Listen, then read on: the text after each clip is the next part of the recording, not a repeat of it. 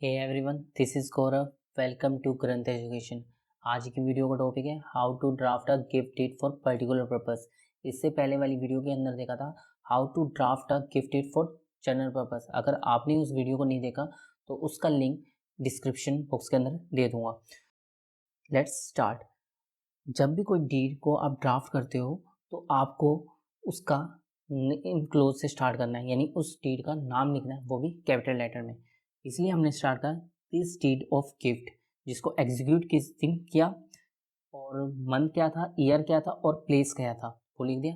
Then by and between colon, यानी अब क्या आएगा, पार्टीज का डिस्क्रिप्शन आएगा, कौन कौन सी पार्टीज इन्वॉल्व है उनका डिस्क्रिप्शन आएगा। फिर हमने जो हमारी पहली पार्टी है वो मिस्टर ए है और उसके फादर कौन है, मिस्टर बी। मिस्टर ए की एज क्या है और मिस्टर ए रहने वाला कहाँ का है, यानी कंप्लीट हमने एड्रेस लिख दिया।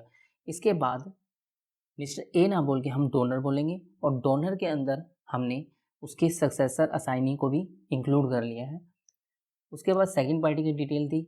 सेकंड पार्टी कौन है, मिस्टर सी है और जो फादर कौन है, मिस्टर डी, और उसकी एज क्या है, मिस्टर सी की एज, और मिस्टर सी कहाँ का रहने वाला है उसके बारे में बता दिया। और मिस्टर सी को ना बोल के आगे डीड के अंदर हम उसको डोनी बोलेंगे, जो कि हमारे एग्रीमेंट या डीड का क्या है, दूसरा पार्ट है। और डोनी के अंदर हमने मिस्टर सी को तो इंक्लूड करा साथ में उसके असाइनी, सक्सेसर और रिप्रेजेंटेटिव को भी इंक्लूड कर लिया। फिर वेयर एज आया, यानी रिसाइटल पार्ट स्टार्ट होगा। एक बैक स्टोरी बताएंगे। जो डोनर है यानी मिस्टर ए के बारे में बता रहे हैं, जो डोनर है वो क्या है, सोल एंड एब्सोल्यूट ओनर है किसी प्लॉट का, जिसकी मेजरिंग दे रखी है और जिसको कंप्लीटली यानी कंप्लीट डिस्क्राइब करके है शेड्यूल के अंदर।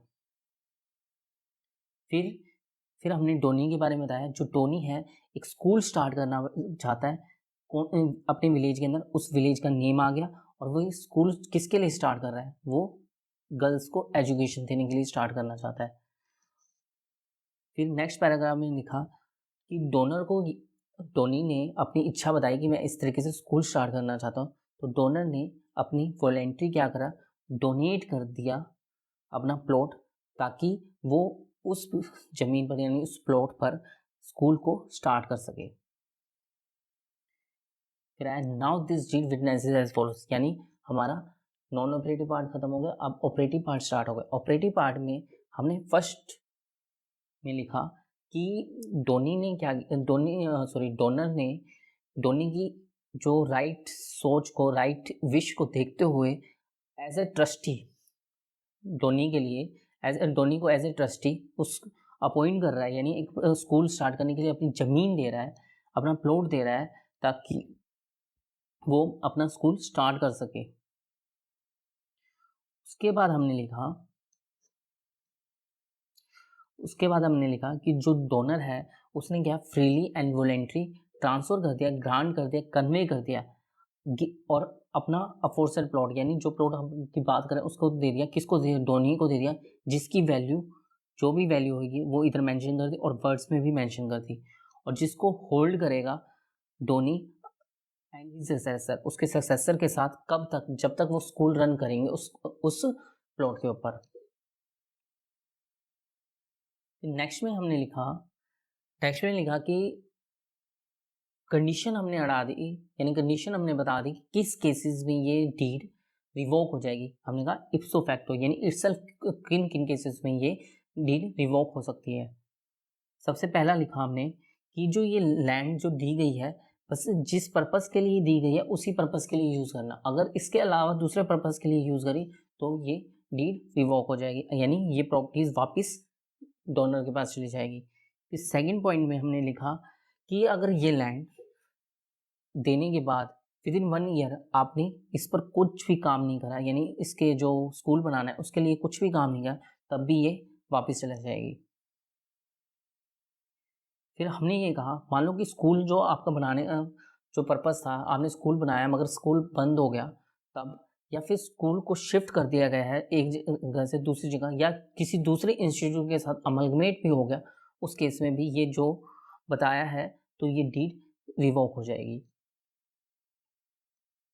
थर्ड में हमने ये बताया कि मान लो कि जो प्रॉपर्टी है, ये स्कूल जो भी आपने बनाया है उसको गवर्नमेंट एक्वायर कर लेती है, उस लैंड को गवर्नमेंट एक्वायर कर लेती है उसके बदले में कुछ पैसे तो देगी गवर्नमेंट, एक्वायर करे तो जो पेमेंट मिली है उसको इसी पर्पस के लिए यूज़ करोगे, यानी आपको वापस एक प्लॉट खरीदना पड़ेगा और उससे आपको स्कूल बनाना पड़ेगा।